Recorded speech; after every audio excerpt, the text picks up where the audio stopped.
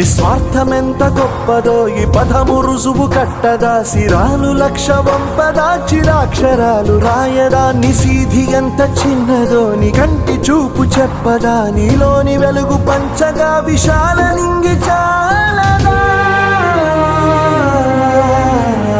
మనుష్యులందు నీ కథ మహర్షిలాగా సాగదా, మనుష్యులందు నీ కథ మహర్షిలాగా సాగదా.